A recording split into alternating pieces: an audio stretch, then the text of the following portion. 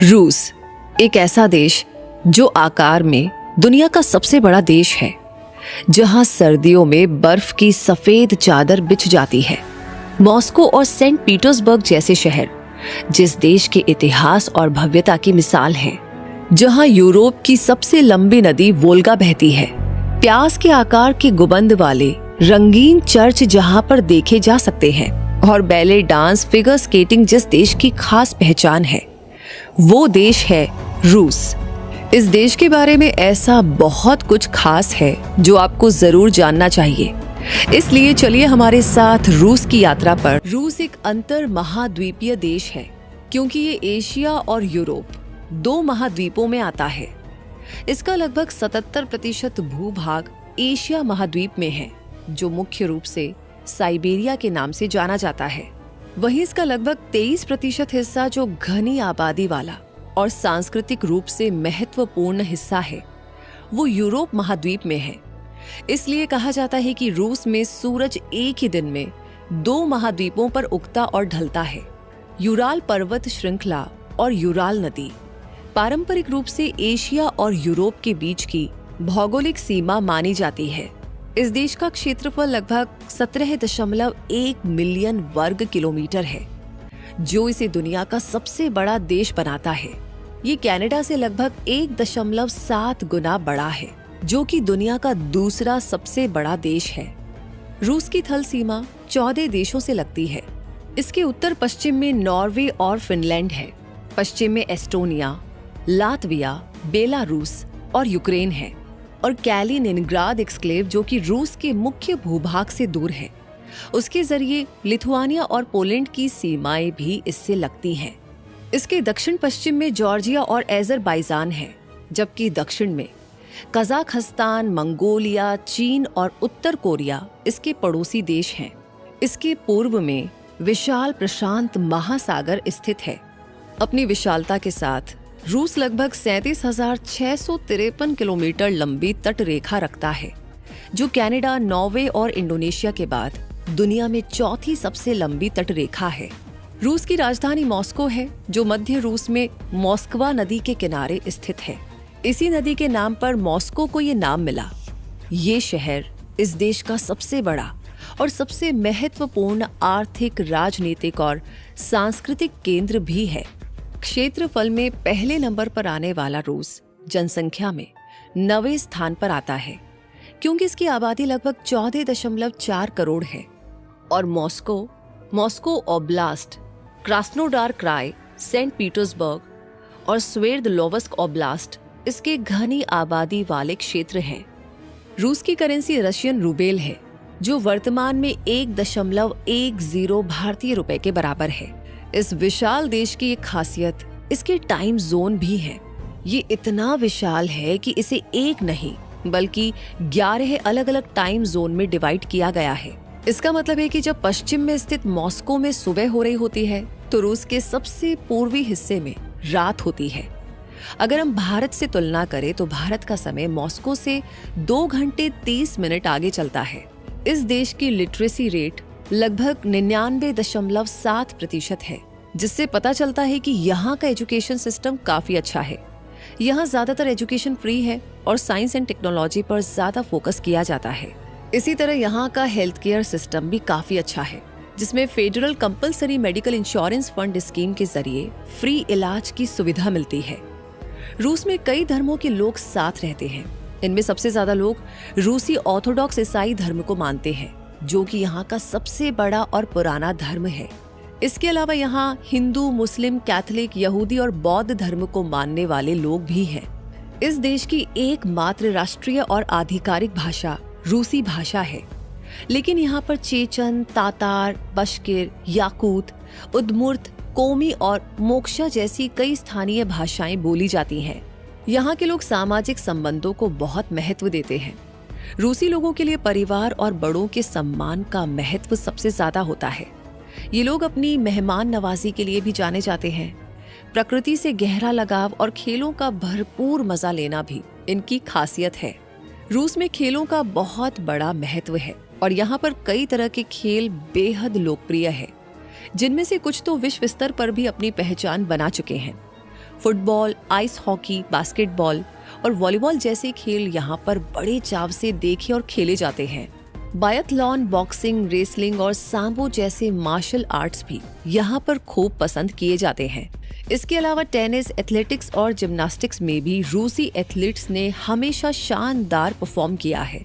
Figure skating, खासकर pair skating और ice dancing में भी रूस का नाम पूरी दुनिया में मशहूर है और रूस की विशाल भौगोलिक स्थिति भी दुनिया भर में इसे खास महत्व दिलाती है। इसलिए चलिए अब हम जान लेते हैं रूस के 6 प्रमुख भौगोलिक क्षेत्रों के बारे में, जो हैं कोला करेलियन क्षेत्र, रूसी मैदान, यूराल पर्वत, पश्चिमी साइबेरियाई मैदान, मध्य साइबेरियाई पठार और दक्षिण और पूर्व के पहाड़। इनमें से कोला करेलियन क्षेत्र रूस के उत्तर पश्चिमी हिस्से में स्थित है और कोला प्रायद्वीप और कारेलिया को कवर करता है। ये बाल्टिक शील्ड का हिस्सा है, जो कि प्राचीन और कठोर चट्टानों से बनी भूमि है।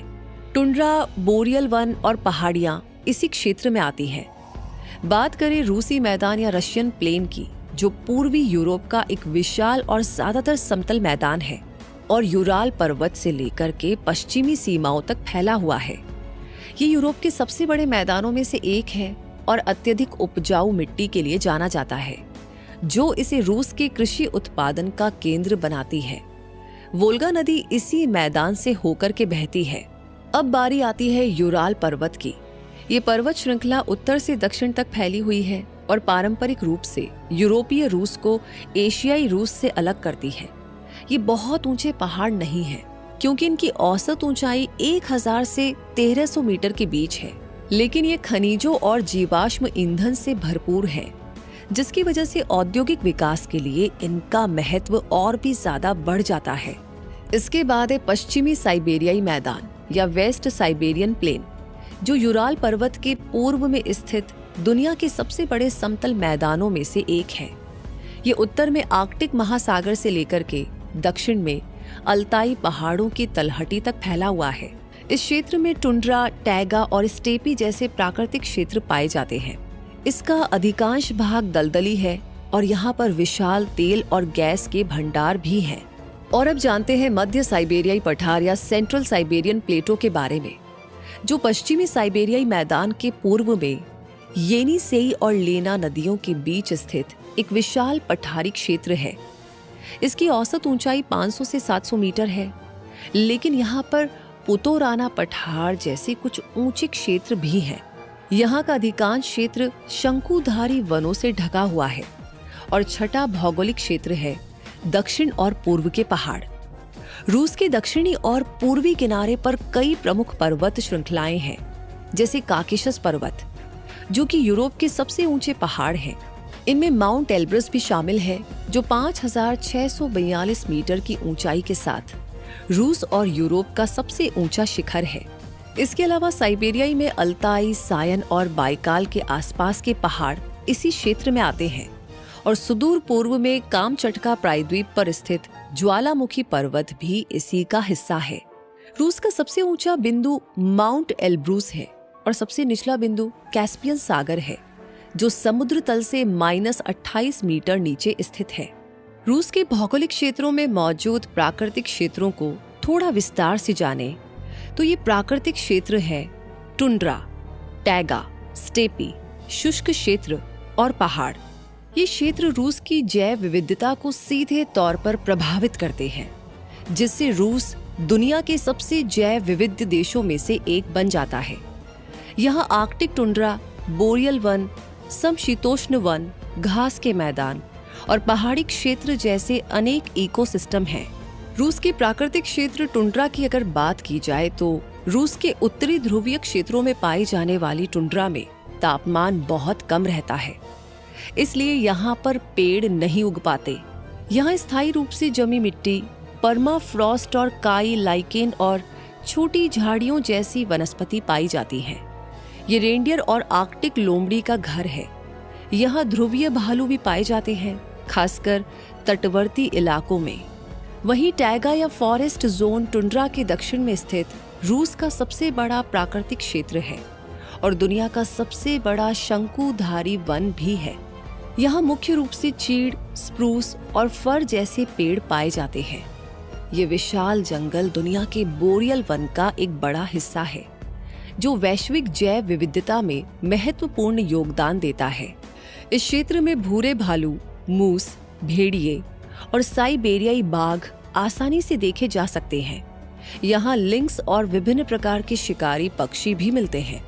तीसरा प्राकृतिक क्षेत्र स्टेपी है, जो टैगा के दक्षिण में उपजाऊ मिट्टी वाले विशाल घास के मैदान है।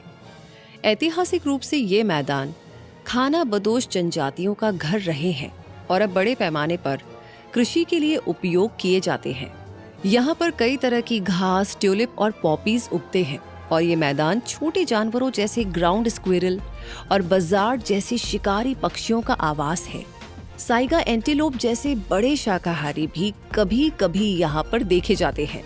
चौथा क्षेत्र है शुष्क क्षेत्र या एरिड जोन, जो मुख्य रूप से रूस के दक्षिणी भागों, विशेषकर कैस्पियन सागर के पास पाए जाते हैं। इसमें अर्ध रेगिस्तान और रेगिस्तानी इलाके शामिल हैं, जहाँ पर बहुत कम बारिश होती है। फिर भी कुछ खास तरह के जीव जंतु और वनस्पतियाँ यहाँ पर पाई जाती हैं, जो ऐसी कठोर परिस्थितियों में ढल जाती हैं, जैसे कैक्टस की कुछ प्रजातियाँ, जर्बोआ जैसे स्मॉल रोडेंट्स और डेजर्ट रेप्टाइल्स।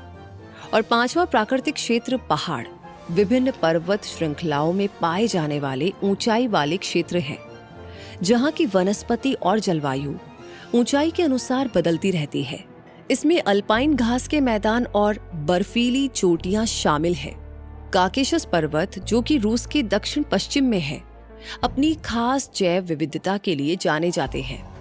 यहाँ काकेशियन स्नोकॉक, लेपर्ड और माउंटेन गोट जैसे अनोखे जीव मिलते हैं। ऊंचाई पर देवदार और जुनिपर जैसे पेड़ और निचली ढलानों पर ओक और बीच के जंगल भी पाए जाते हैं। यहीं पर माउंट एल्ब्रूस है। तो इन 5 प्राकृतिक क्षेत्रों में प्रचुर जैव विविधता देखने को मिलती है और इन्हीं में मिलता है रूस का राष्ट्रीय फूल कैमोमाइल और सांस्कृतिक रूप से महत्वपूर्ण पेड़ बर्च। इसी तरह रूस का राष्ट्रीय पशु यूरेशियन ब्राउन बेयर है और इस देश का कोई आधिकारिक राष्ट्रीय पक्षी नहीं है, लेकिन डबल हेडेड ईगल को रूस के प्रतीक के तौर पर महत्व दिया जाता है। अपनी जैव विविधता को संरक्षित रखने के लिए रूस में बहुत से नेशनल पार्क हैं, जिनमें Prielbrusye national park, Losiny Ostrov national park, Vodlozersky national park, Pribaikalsky national park और ज़बेकालस्की नेशनल पार्क प्रमुख हैं। रूस के विशाल भूभागों को सींचने वाली और पारिस्थितिकी तंत्र को जीवन देने वाली रूस की नदियां भी बहुत महत्वपूर्ण है। रूस में नदियों और झीलों का एक विशाल नेटवर्क फैला हुआ है, जो परिवहन, सिंचाई, पर्यटन और मछली पकड़ने जैसी आर्थिक गतिविधियों में भी अहम भूमिका निभाता है। इन नदियों में वोल्गा सबसे लंबी नदी है, लगभग 3,531 किलोमीटर की लंबाई और 1.35 मिलियन वर्ग किलोमीटर के विशाल जल ग्रहण क्षेत्र के साथ ये यूरोप की सबसे लंबी नदी है और यूरोपीय रूस की भी जल प्रवाह और जल निकासी बेसिन के मामले में भी सबसे बड़ी है। पूरी तरह से मध्य रूस के भीतर बहती हुई वोल्गा कैस्पियन सागर में गिरती है और रूस के 11 सबसे बड़े शहरों से होकर के गुजरती है। वोल्गा को अक्सर रूसी साहित्य और लोक कथाओं में वोल्गा मातुश्का यानी महान माँ वोल्गा के रूप में संदर्भित किया जाता है, जो इसके सांस्कृतिक और प्रतीकात्मक महत्व को दर्शाता है। ये रूसी मैदान के एक बड़े हिस्से को सिंचित करती है और परिवहन, कृषि और बिजली उत्पादन के लिए महत्वपूर्ण है। इस पर कई बड़े हाइड्रो इलेक्ट्रिक प्लांट हैं, जिनमें झिगुली हाइड्रो इलेक्ट्रिक स्टेशन और यूरोप के सबसे बड़े हाइड्रो इलेक्ट्रिक प्लांटों में से एक वोल्गा हाइड्रो इलेक्ट्रिक स्टेशन शामिल है। इसी तरह एक प्रमुख नदी लेना है, जो साइबेरिया की 3 महान नदियों लेना, ओब और येनिसेई में से एक है। इसकी ये विशेषता है कि इसका पूरा जल ग्रहण क्षेत्र पूरी तरह से रूसी क्षेत्रीय सीमाओं के भीतर स्थित है। ये नदी रूस के भीतर पूरी तरह से स्थित सबसे लंबी नदी है और इसकी लंबाई लगभग 4,294 किलोमीटर है।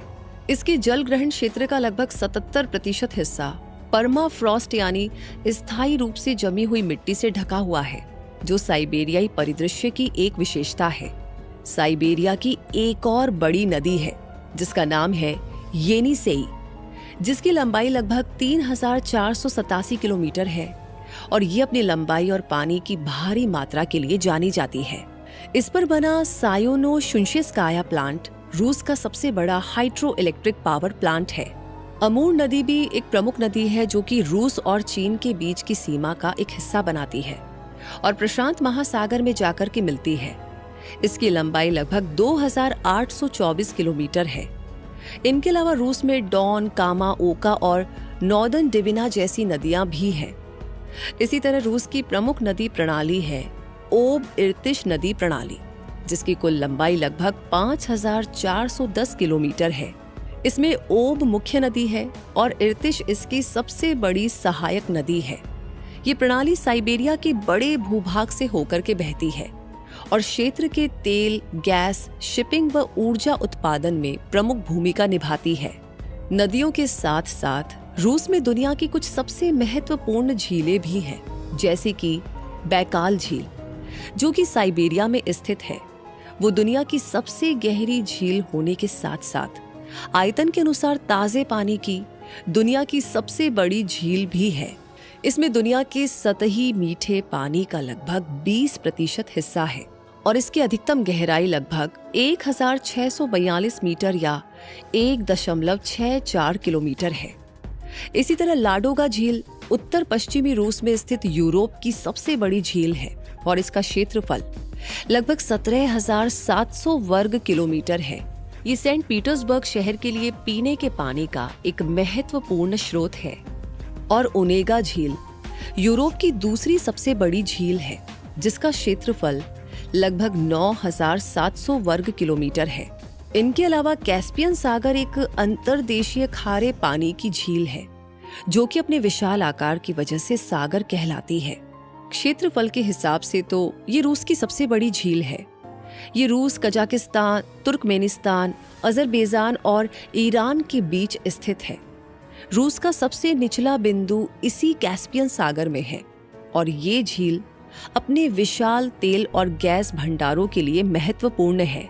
ये सभी नदियां और झीलें न केवल रूस की भौगोलिक सुंदरता को बढ़ाती हैं, बल्कि इस देश के पारिस्थितिक, आर्थिक और सांस्कृतिक जीवन में भी महत्वपूर्ण भूमिका निभाती है।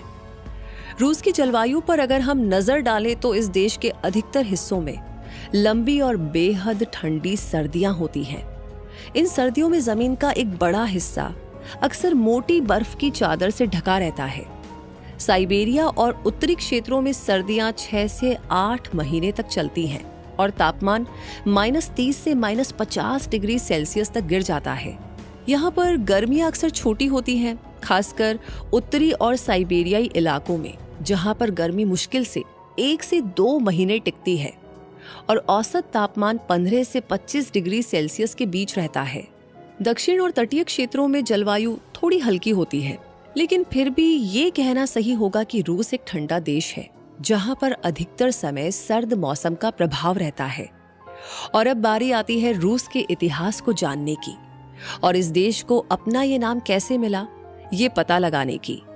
तो रशिया नाम की जड़ें RUS शब्द में है। रस शब्द का प्रयोग पूर्वी स्लाव लोगों और इस क्षेत्र में बसने वाले वाइकिंग व्यापारियों के द्वारा किया जाता था। पूर्वी स्लाव वो लोग थे जो पूर्वी स्लावी भाषाएं बोलते थे और कीवियन रूस के प्रमुख निवासी थे। बाद में बिजान्टिन साम्राज्य और अन्य यूरोपीय स्रोतों ने भी इस नाम को अपनाया। अंग्रेजी में रशिया के रूप में प्रसिद्ध हुआ। इस देश का इतिहास बहुत लंबा और जटिल है। 3वीं से 8वीं शताब्दी ईस्वी के बीच पूर्वी स्लाव लोग यूरोप में एक अलग समूह के रूप में उभरे। लगभग 9वीं शताब्दी में वाइकिंग व्यापारियों और शासकों के प्रभाव से पहला पूर्वी स्लाव राज्य कीवियन रूस बना। 988 में कीवियन रूस ने बिजान्टिन साम्राज्य से रूढ़िवादी ईसाई धर्म अपनाया, जिसने इसकी संस्कृति, कला और राजनीतिक विकास को गहराई से प्रभावित किया। आंतरिक संघर्षों और विशेषकर 13वीं शताब्दी में मंगोलों के आक्रमण की वजह से ये राज्य कई रियासतों में बिखर गया और लगभग 250 वर्षों तक मंगोल शासन के अधीन रहा। मॉस्को ने बाद में कीवियन रूस की राजनीतिक और सांस्कृतिक विरासत को अपनाया, लेकिन इस दावे को लेकर के इतिहासकारों में कुछ मतभेद हैं। कुछ इसे वैध मानते हैं जबकि कुछ इसे राजनीतिक दावा मानते हैं, विशेषकर यूक्रेनी और बेलारूसी दृष्टिकोण से। मंगोल शासन के दौरान मॉस्को की ग्रैंड डची ने धीरे धीरे शक्ति हासिल की। मॉस्को ने आसपास की रूसी रियासतों को एकजुट करना शुरू किया और 1480 तक मंगोलों के प्रभुत्व से मुक्ति पाई। मॉस्को की बढ़ती शक्ति के साथ 1547 में इवान द टेरिबल को पहले सार के रूप में रूस के सारडोम की घोषणा की गई। उनके शासनकाल में केंद्रीय सत्ता मजबूत हुई और रूस का विस्तार हुआ। 18वीं शताब्दी की शुरुआत में पीटर द ग्रेट के शासनकाल में रूस ने एक बड़ा परिवर्तन देखा। उन्होंने सेना और नौसेना का आधुनिकीकरण किया, पश्चिमी विचारों को अपनाया, शिक्षा को बढ़ावा दिया और सेंट पीटर्सबर्ग को एक यूरोपीय शैली की नई राजधानी बनाया। उनके प्रयासों ने रूस को एक प्रमुख यूरोपीय शक्ति के रूप में स्थापित किया। उनके बाद कैथरीन द ग्रेट ने रूस का और विस्तार किया, विशेष रूप से ब्लैक सी तक पहुंच बनाई और कला और शिक्षा को बढ़ावा दिया। रूसी साम्राज्य ने 19वीं शताब्दी में भी काफी विस्तार जारी रखा, विशेष रूप से मध्य एशिया और सुदूर पूर्व में। इसने 1812 के नेपोलियन युद्धों में महत्वपूर्ण भूमिका निभाई, जहां नेपोलियन की सेना को रूस की सर्दियों और प्रतिरोध ने हराया। हालांकि 1853 से 1856 तक चले क्रीमियन युद्ध में पश्चिमी शक्तियों से हार ने रूस की सैन्य कमजोरियों को उजागर किया और सुधारों की आवश्यकता महसूस कराई। इसी दौरान 1861 में सार अलेक्जेंडर द्वितीय द्वारा दासता का उन्मूलन एक बड़ा सामाजिक सुधार था, लेकिन इसके बावजूद सामाजिक अशांति और सुधारों की मांग बनी रही, जिसने डेकेम्ब्रिस्ट विद्रोह जैसे कई आंदोलनों को जन्म दिया। 20वीं सदी की शुरुआत में रूस अंदरूनी और बाहरी दबावों में था। प्रथम विश्व युद्ध में रूस की भागीदारी ने अर्थव्यवस्था पर भारी बोझ डाला और जनता में असंतोष बढ़ा दिया। इस दौरान 1917 में रूसी क्रांति हुई, जिसने सारवादी शासन को समाप्त कर दिया। इसके बाद बोल्शेविक पार्टी ने सत्ता संभाली और व्लादिमीर लेनिन के नेतृत्व में रूसी सोवियत फेडरेटिव सोशलिस्ट रिपब्लिक यानी RSFSR की स्थापना हुई। RSFSR ने अन्य सोवियत गणराज्यों के साथ मिलकर के 1922 में सोवियत संघ या सोवियत यूनियन का गठन किया। सोवियत संघ के अधीन जोसेफ स्टालिन के नेतृत्व में बड़े पैमाने पर औद्योगिकीकरण और कृषि का सामूहिकीकरण किया गया, लेकिन ये राजनीतिक दमन और लाखों लोगों की जान की कीमत पर हुआ। द्वितीय विश्व युद्ध में सोवियत संघ ने नाजी जर्मनी को हराने में निर्णायक भूमिका निभाई, जिसके बाद वो एक वैश्विक महाशक्ति के रूप में उभरा। एक वैश्विक महाशक्ति के रूप में सोवियत संघ ने शीत युद्ध के दौरान संयुक्त राज्य अमेरिका के साथ एक तीव्र वैचारिक और भू राजनीतिक प्रतिद्वंदिता में प्रवेश किया। इस अवधि में सोवियत संघ ने अंतरिक्ष दौड़ में महत्वपूर्ण उपलब्धियां हासिल की, जैसे स्पुतनिक का प्रक्षेपण और यूरी गागरिन को अंतरिक्ष में भेजना। इसके अलावा इसने दुनिया भर में अपनी समाजवादी विचारधारा का प्रसार किया। हालांकि इस दौरान हथियारों की होड़ और क्यूबा मिसाइल संकट जैसे बड़े तनाव पैदा हुए और अफगानिस्तान युद्ध जैसी सैन्य विफलताएं भी सोवियत संघ के संसाधनों पर भारी पड़ी।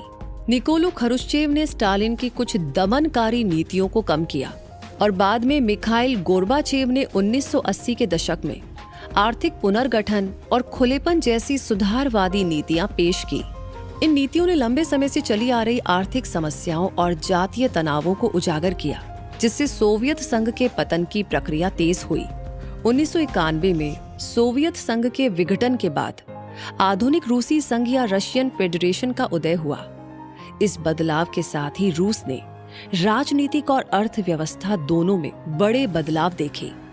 ये देश एक केंद्रीय नियंत्रित अर्थव्यवस्था से बाजार अर्थव्यवस्था की ओर बढ़ा और एक दलीय प्रणाली की जगह बहुदलीय लोकतांत्रिक प्रणाली को अपनाया। हालांकि ये दौर चुनौतियों से भरा रहा, लेकिन व्लादिमीर पुतिन के नेतृत्व में रूस ने केंद्रीय सत्ता को मजबूत करने और अंतर्राष्ट्रीय मंच पर अपनी भूमिका को फिर से स्थापित करने की कोशिश की।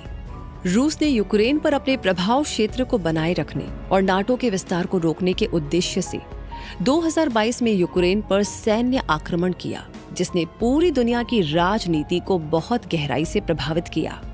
इस संघर्ष ने पश्चिमी देशों, खासकर नाटो और यूरोपीय संघ के साथ रूस के रिश्तों में और ज्यादा तनाव पैदा कर दिया, जिसके चलते रूस पर कई तरह के अंतर्राष्ट्रीय प्रतिबंध लगाए गए। और इस युद्ध से रूस को आर्थिक, सैन्य, अंतर्राष्ट्रीय और आंतरिक स्तर पर बड़ी चुनौतियों का सामना करना पड़ रहा है, जिनके बावजूद रूसी संघ अपनी राष्ट्रीय पहचान और एकजुटता पर जोर देता है, जिसे उसके प्रमुख राष्ट्रीय प्रतीक दर्शाते हैं। रूसी संघ के 2 प्रमुख राष्ट्रीय प्रतीक हैं इसका राष्ट्रीय ध्वज और राज चिन्ह या कोट ऑफ आर्म्स। रूस का राष्ट्रीय ध्वज 3 बराबर क्षैतिज पट्टियों से बना है, जिसमें सबसे ऊपर सफेद, बीच में नीला और सबसे नीचे लाल रंग है। सफेद रंग शांति, पवित्रता और पूर्णता का प्रतीक है। नीला रंग विश्वास और निष्ठा को दर्शाता है और लाल रंग ऊर्जा, शक्ति और राष्ट्र के लिए बहाए गए रक्त का प्रतिनिधित्व करता है। वहीं रूस का राज चिन्ह एक लाल शील्ड पर बना 2 सिर वाला गोल्डन ईगल है, जिसके पंख फैले हुए हैं। ईगल के सिर पर मौजूद मुकुट संप्रभुता और शक्ति का प्रतीक है। इसके पंजों में एक राजदंड और एक गोला है। ये दोनों वस्तुएं राज्य की शक्ति और अधिकार का प्रतिनिधित्व करती हैं। ईगल के सीने पर एक लाल रंग की छोटी शील्ड बनी है, जिस पर एक चांदी का घुड़सवार नीले रंग के लिबास में एक काले ड्रैगन को भाले से मारते हुए दिखाया गया है। ये दृश्य बुराई पर अच्छाई की जीत का प्रतीक है। ये प्रतीक रूस की ऐतिहासिक और सांस्कृतिक पहचान को दर्शाते हैं और अर्थव्यवस्था, इस देश की आर्थिक मजबूती हो। रूस की अर्थव्यवस्था एक उभरती हुई और विकासशील मिश्रित बाजार प्रणाली है, जिसमें सरकार और निजी क्षेत्र दोनों की महत्वपूर्ण भूमिका है। इसे एक उच्च आय वाला देश माना जाता है और ये दुनिया की सबसे औद्योगिकीकृत अर्थव्यवस्थाओं में से एक है। आर्थिक आकार की बात करें तो नॉमिनल जीडीपी के हिसाब से ये दुनिया की लगभग 11वीं सबसे बड़ी अर्थव्यवस्था है, जबकि परचेजिंग पावर पैरिटी यानी कि PPP के हिसाब से ये 4थे नंबर पर आती है। इसका मतलब है कि रूस में सामान और सेवाओं को खरीदने की स्थानीय क्षमता काफी मजबूत है। रूस की अर्थव्यवस्था की सबसे बड़ी ताकत इसका ऊर्जा क्षेत्र है। ये देश के पास दुनिया के सबसे बड़े प्राकृतिक गैस भंडार है और ये इसका सबसे बड़ा निर्यातक भी है। इसके अलावा रूस दूसरा सबसे बड़ा तेल उत्पादक और निर्यातक भी है और कोयला निर्यात में भी शीर्ष 3 देशों में आता है।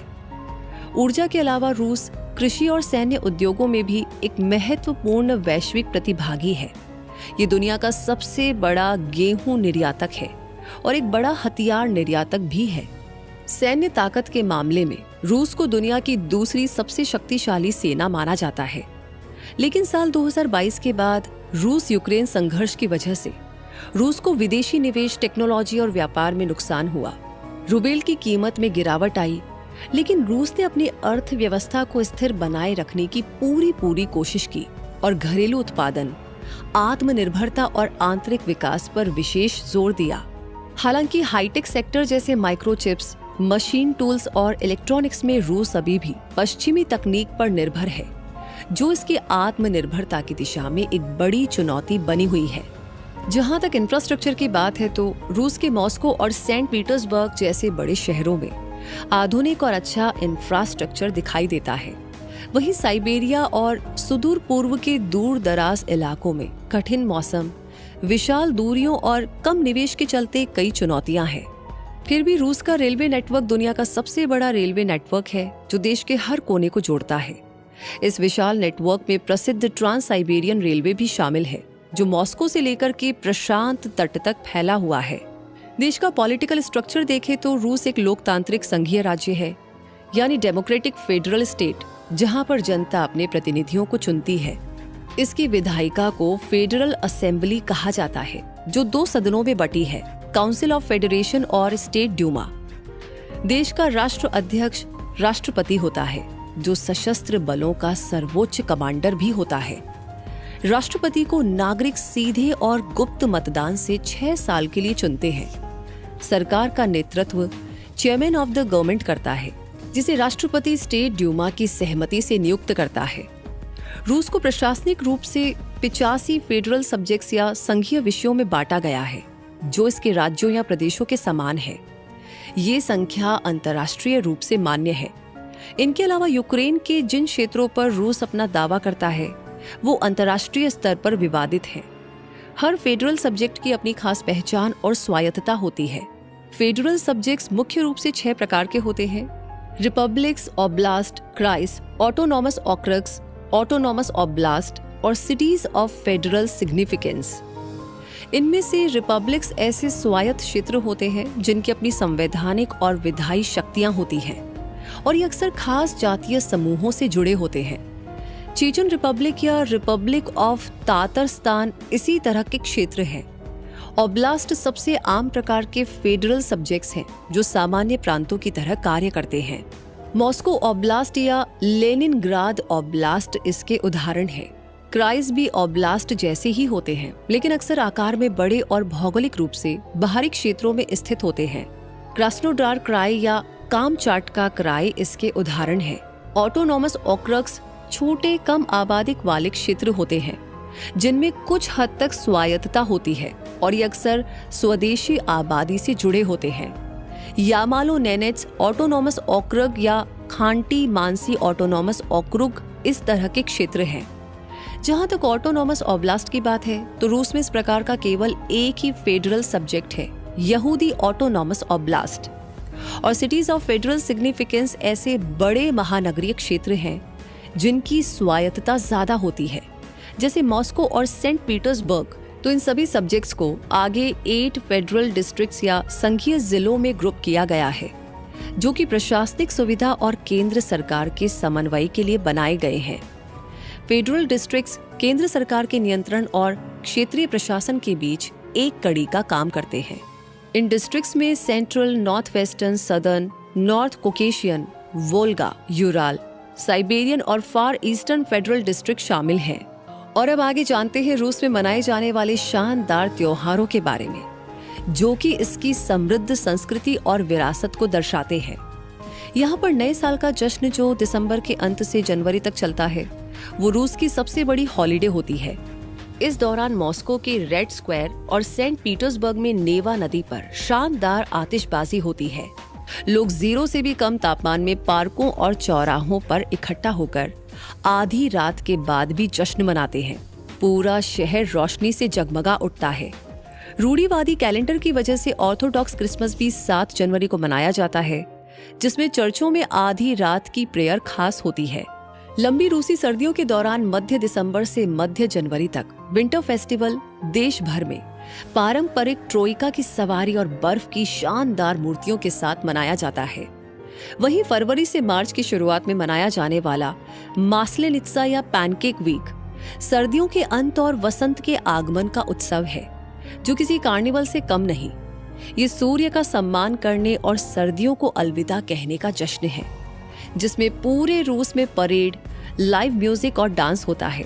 और इस मौके पर पैनकेक जिन्हें ब्लिनी कहते हैं उन्हें तरह तरह की टॉपिंग्स के साथ खाया जाता है। रूसी ऑर्थोडॉक्स ईस्टर अप्रैल में आता है और यह आध्यात्मिक रूप से बहुत महत्वपूर्ण होता है जहां लोग चर्च सेवाओं में शामिल होते हैं और रंगील उबले अंडे और पारंपरिक मीठी रोटी यानी कुलिच का स्वाद लेते हैं। मई के अंत से जुलाई की शुरुआत तक Saint Petersburg White Nights Festival चलता है। इसमें म्यूजिक, डांस, थिएटर, परफॉर्मेंस और एक कार्निवल जैसा माहौल होता है। ये फेस्टिवल सेंट पीटर्सबर्ग की सांस्कृतिक पहचान का एक अभिन्न अंग है जो शहर की सुंदरता को और बढ़ा देता है। इसी तरह मॉस्को गोल्डन मास्क फेस्टिवल कला प्रेमियों के लिए बेहतरीन मौका होता है क्योंकि इस फेस्टिवल में ड्रामा, ओपेरा, बैले और कठपुतली थिएटर सहित कई शानदार परफॉर्मेंस होती है। 9 मई को रूस में विजय दिवस मनाया जाता है जो नाजी जर्मनी पर सोवियत संघ की जीत का जश्न होता है। इस दिन मॉस्को के रेड स्क्वायर पर विशाल सैन्य परेड होती है। ये सभी त्योहार रूस की समृद्ध संस्कृति और विरासत को करीब से जानने का मौका देते हैं, बिल्कुल जैसे यहाँ का खाना जो कि न सिर्फ स्वादिष्ट होता है बल्कि उसमें इतिहास, मौसम और लोक संस्कृति की झलक भी मिलती है। रूस के खास व्यंजनों में बोस्ट एक चुकंदर से बना गाढ़ा सूप है जिसे खट्टी क्रीम के साथ परोसा जाता है। पेलमेनी मीट से भरे छोटे छोटे डम्पलिंग्स होते हैं जिन्हें उबालकर क्रीम या मक्खन के साथ खाया जाता है। पिरोज की बेक्ड या फ्राइड बन होते हैं जिनमें आलू, पत्ता गोभी या मीठी फीलिंग भरी जाती है और ये स्ट्रीट फूड के तौर पर बहुत पसंद किए जाते हैं। ओलिवियर सलाद, जिसे रशियन सलाद भी कहते हैं, उबले हुए आलू, गाजर, अंडे और कभी कभी चिकन को मेयोनीज के साथ मिलाकर के बनाया जाता है। ब्लिनी पतले क्रैब जैसे पैनकेक होते हैं जिन्हें अक्सर जैम, क्रीम या कैवियार के साथ खाया जाता है और ये रूसी ब्रेकफास्ट का पसंदीदा हिस्सा है। काशा एक हेल्दी और पारंपरिक दलिया जैसा व्यंजन है जो कुट्टू या बाजरा जैसे अनाजों से बनता है। सिरनी की पनीर से बने छोटे छोटे पैनकेक होते हैं जिन्हें हल्का फ्राई करके क्रीम या जैम के साथ खाया जाता है। और रूस की सबसे फेमस अल्कोहलिक ड्रिंक वोडका है जिसे बिना मिलावट के पिया जाता है। वहीं क्वास एक नॉन अल्कोहलिक ड्रिंक है जो गर्मियों में बहुत रिफ्रेशिंग लगती है। और अब अगर रूस के स्वाद के बाद इस देश की ट्रेडिशनल ड्रेसेस के बारे में जाने तो रूसी महिलाओं की ट्रेडिशनल ड्रेस है साराफान। ये एक लंबी बिना आस्तीन वाली ड्रेस होती है जो अंदर पहनी जाने वाली शर्ट रुबाखा से ऊपर पहनी जाती है। त्योहारों या खास मौकों पर महिलाएं कोकोशनिक पहनती थी जो एक सुंदर हेडड्रेस होता है। और पुरुषों की ट्रेडिशनल ड्रेस में सबसे खास है कोसोवोरोत्का, जो कि एक लंबी ढीली शर्ट होती है जिसकी कॉलर सामान्य के बजाय साइड में होती है। इसे बेल्ट से बांधा जाता था और नीचे से चौड़ी पैंट पहनी जाती थी जिसे अक्सर जूतों के अंदर टक किया जाता था। तो रूस के बारे में इतना कुछ जान लेने के बाद भी अभी भी बहुत कुछ खास है बाकी, जैसे कि इस देश की सांस्कृतिक विरासत। रूस ने दुनिया को कला, साहित्य और संगीत के कई महान रत्न दिए हैं। लियो टॉल्स्टॉय, जो वॉर एंड पीस और अन्ना कैरेनिना जैसे उपन्यासों के लिए जाने जाते हैं, और फ्योदोर दोस्तोयेव्स्की, जिनकी प्रसिद्ध रचनाएं क्राइम एंड पनिशमेंट और द ब्रदर्स कारामाजोव हैं। ऐसे विश्व प्रसिद्ध साहित्यकार यहीं से हैं। इनकी किताबें सिर्फ रूस में ही नहीं बल्कि पूरी दुनिया के साहित्य में बहुत ही खास मानी जाती हैं। रूसी बैले भी पूरी दुनिया में मशहूर है और ये रूस के सबसे प्रतिष्ठित कला रूपों में से एक है। ये सिर्फ एक डांस फॉर्म नहीं है बल्कि रूस की समृद्ध संस्कृति और पहचान का एक बहुत बड़ा हिस्सा है।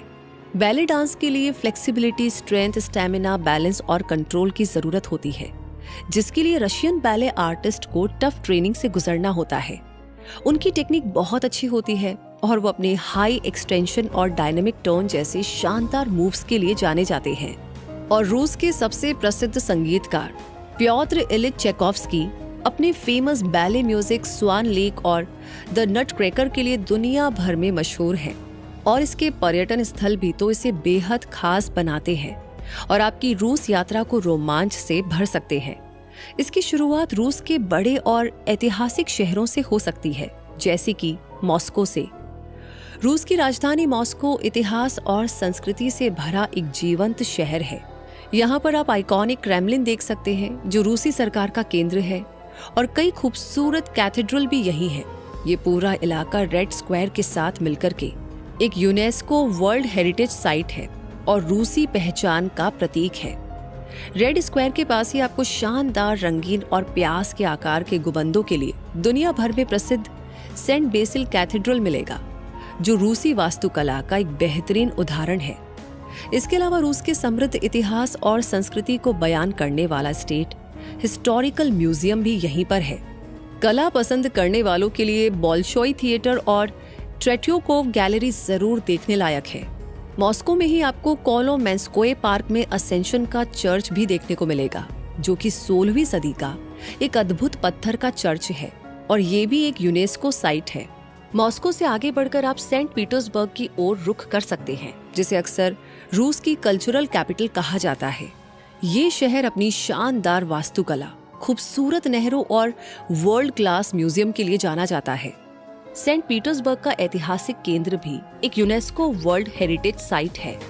यहाँ का सबसे आइकॉनिक लैंडमार्क हर्मिटेज म्यूजियम है, जो दुनिया के सबसे बड़े और पुराने म्यूजियम में से एक है।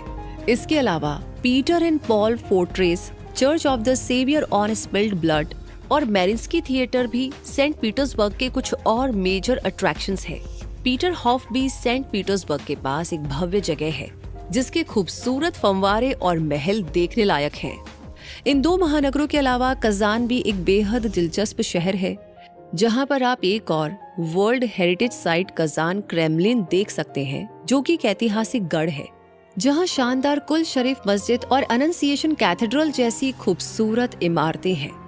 रूस में कई ऐसे स्थल भी हैं जो आपको सदियों पुराने इतिहास और गहरी आध्यात्मिक विरासत से जोड़ेंगे, जैसे वैली की नोवगोरोड और उसके आसपास के ऐतिहासिक स्मारक, जो रूसी वास्तुकला और संस्कृति के विकास का एक महत्वपूर्ण उदाहरण है, जिसमें नोवगोरोड का क्रेमलिन और कई जुड़े हुए चर्च व मठ शामिल है। ये एक यूनेस्को साइट है। व्लादिमीर और सुजदाल के व्हाइट मॉन्यूमेंट्स शुरुआती रूसी वास्तुकला के बेहतरीन उदाहरण है। इसके अलावा फेरा पोंटो मठ का समूह, नोवो डेविची कॉन्वेंट समूह, डेरबेंट का गढ़, सोलोवेत्स्की द्वीप और स्ट्रूव जियोडेटिक आर्क भी रूस के महत्वपूर्ण ऐतिहासिक और आध्यात्मिक यूनेस्को स्थल हैं। वैसे रूस की प्राकृतिक सुंदरता भी कम नहीं है। यहाँ पर सोची ब्लैक सी तट पर स्थित एक लोकप्रिय रिजॉर्ट शहर है, जो कि अपने सब ट्रॉपिकल क्लाइमेट, खूबसूरत समुद्र तटों और हरे भरे पार्कों के लिए जाना जाता है। यहाँ पर आप स्कीइंग, स्नोबोर्डिंग और हाइकिंग जैसी कई आउटडोर एक्टिविटीज का मजा ले सकते हैं।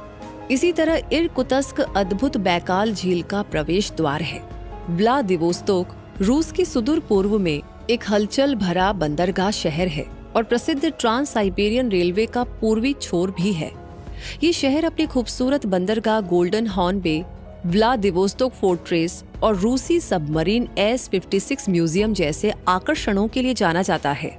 साथ ही रूस की कुछ बेहद खास प्राकृतिक यूनेस्को साइट्स में कामचाटका के ज्वालामुखी, अल्ताई के गोल्डन माउंटेन्स, वर्जिन कोमी फॉरेस्ट, पश्चिमी काकेशस, पुटोराना पठार, लेना पिलर्स नेचर पार्क और उफ्स नूर बेसिन शामिल है। टूरिस्ट स्पॉट्स के बारे में जानकर के इतना तो समझ में आता है कि रूस में घूमने के लिए बहुत सारे शानदार स्थल हैं, जिनमें से कोई भी आप मिस नहीं करना चाहेंगे।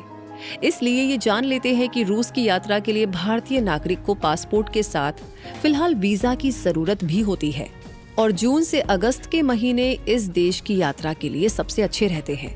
भारत के दिल्ली और मुंबई जैसे प्रमुख शहरों से रूस के लिए डायरेक्ट फ्लाइट भी मिल जाती है। इसके साथ साथ रूस की यात्रा को आसान बनाने के लिए यहाँ के कुछ नियमों और रिवाजों को जानना बेहद जरूरी है। इसलिए ये जान लीजिए कि रूस में सम्मान दिखाना बहुत आम है, खासकर बड़ों के प्रति। यहाँ पर किसी के घर के अंदर प्रवेश करते समय जूते उतारना भी आम बात है और सामाजिक समारोहों में टोस्ट ऑफर करना और उसमें भाग लेना भी। वहीं अजनबियों को देखकर मुस्कुराना यहाँ पर पसंद नहीं किया जाता और ज्यादा इनफॉर्मल बर्ताव भी। पब्लिक प्लेसेस पर तेज आवाज में बात करना और नल का पानी पीना यहाँ पर अवॉइड करना ही बेहतर माना जाता है। इन सभी जरूरी बातों का ध्यान रखिए और रूस की यात्रा का भरपूर आनंद उठाइए। और हाँ, वहां से लौटते समय यादगार और उपहार के रूप में ऐसा कुछ खास जरूर साथ लेते आइए। रूस की सबसे मशहूर पहचान हाथ से पेंट की गई लकड़ी की गुड़ियों का सेट, मात्रियोश्का डॉल, हाथ से पेंट किए गए Russian liquor boxes, amber jewellery, vintage pin, batch, poster या मेडल के रूप में मिलने वाले सोवियत दौर की यादगार चीजें, पारंपरिक रूसी शॉल, पारंपरिक रूसी बर्तन, समावार और वोदका। और अभी के लिए हम आपको छोड़े जाते हैं रूस के सफर की खूबसूरत यादों के बीच।